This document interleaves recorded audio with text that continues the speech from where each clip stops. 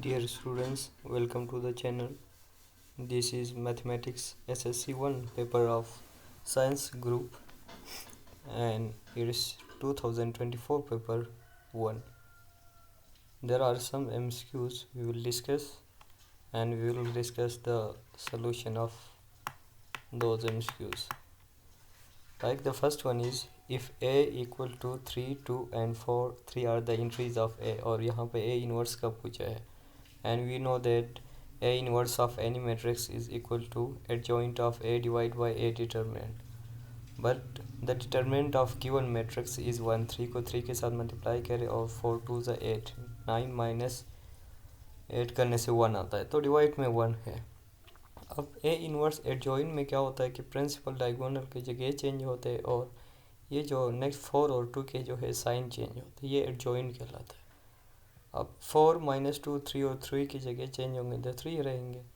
सो इसका right option आप देख रहे हैं कि इसमें जो है बी है, क्योंकि 4 प्लस में था माइनस हो गया, और 2 माइनस प्लस में था अगेन माइनस 2 हो गया, और फिर ये उसका क्या कहलाएगा, इनवर्स कहलाएगा, बिकॉज डिटरमिनेंट 1 है, डिवाइड में 1 है. एंड सेकंड जो MCQ है कॉम्प्लेक्स नंबर से रिलेटेड है. 3 iota into 2 iota plus 1. 3 iota को आप मल्टीप्लाई करें, मल्टीप्लाई करने के बाद रियल पार्ट के इक्वल रखें, और कॉम्प्लेक्स पार्ट के इक्वल रखें इमेजिनरी पार्ट. 3 2 ज़ा आपके पास 6 आता है. 6 आइटा स्क्वायर होगा. 6 आइटा स्क्वायर है तो आइटा स्क्वायर की वैल्यू -1 आप सब्स्टिट्यूट करें. सो यहाँ से क्या आएगा, 6 -6 प्लस 3 आइटा. 3 आइटा को अंदर मल्टीप्लाई करें. -6 प्लस 3 आइटा है तो x फिर किसके इक्वल है, -6 के इक्वल है. सो इसका सेकंड MCQ का राइट ऑप्शन ए है. इसी तरह MCQ नंबर 3 की अगर बात करें तो लॉग में गिवन है, इसको एक्सपोनेंशियल में कैसे लिखते थे. ये जो बेस में 5 है उस साइड पे जो x है वो पावर में आ जाता था, और 1/5 उस साइड पे जाएगा. तो देखिए कि x के पावर में फिर आपके पास 1/5 की power x equal to 1 divide by x की पावर 5 की पावर 1/1. 5 की पावर 1/2 है, तो उसको अगर रेसिप्रोकल ले ले तो 5 की पावर -1/2 है. सो ये फिर क्या हो गया कि 5 लेफ्ट हैंड साइड पे 5 की power x equal to right side पे 5 की पावर -1/2, बिकॉज रेडिकल की वैल्यू -1/2 है. सो x फिर बेसिस इक्वल होते हैं तो पावर्स भी हम इक्वल है कंपेयर कर सकते हैं.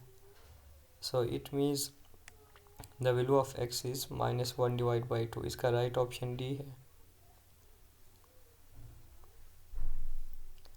विच of the following expression a plus B is not a factor.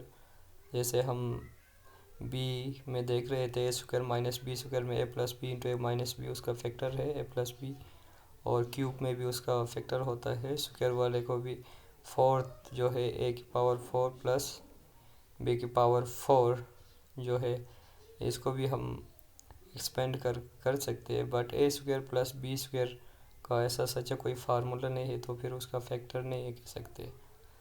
तो इसका राइट ऑप्शन ए है. सिंप्लीफाई द फॉर्म है MCQ नंबर 5 में a² minus b² is the LCM.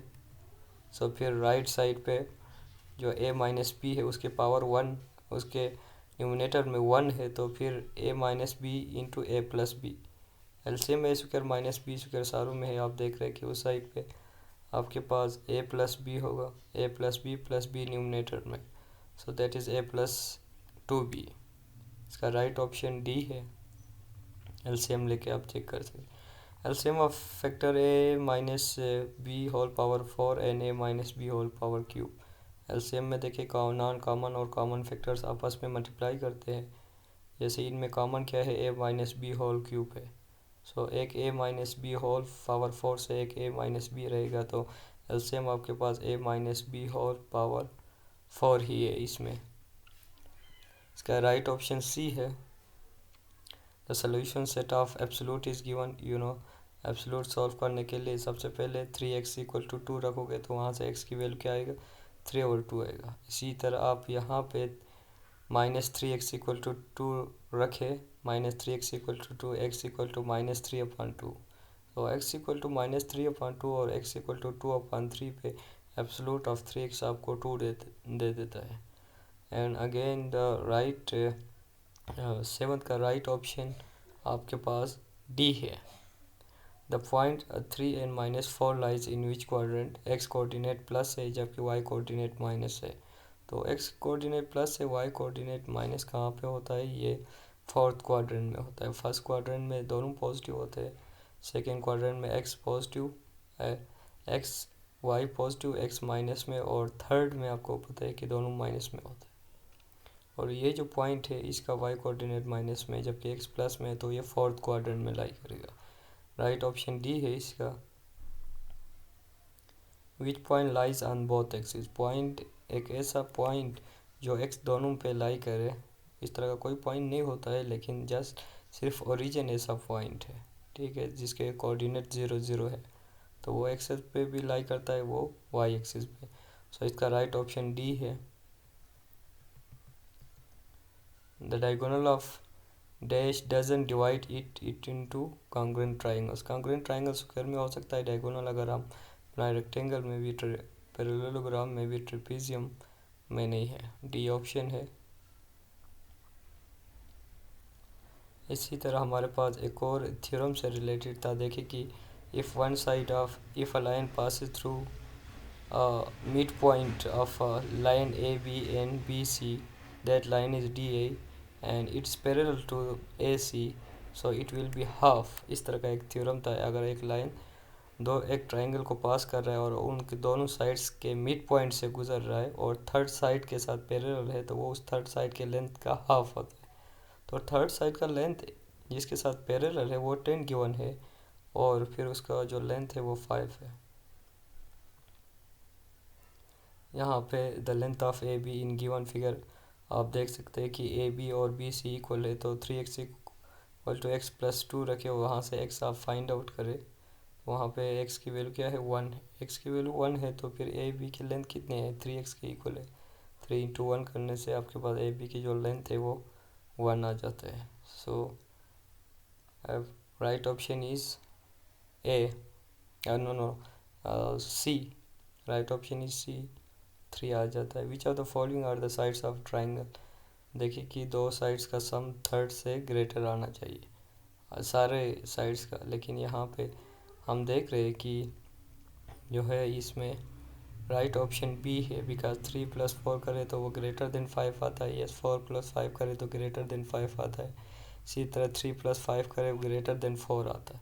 जबकि फर्स्ट उसमें देख रहे हैं 3 + 4 करने से 7 आ जाता है, ग्रेटर नहीं आता। तो ट्राइंगल के साइड्स में एक ये थ्योरम था कि किसी भी दो साइड्स का सम थर्ड से ग्रेटर आना चाहिए, और सारों के लिए ट्रू होना चाहिए, और वो बी में है।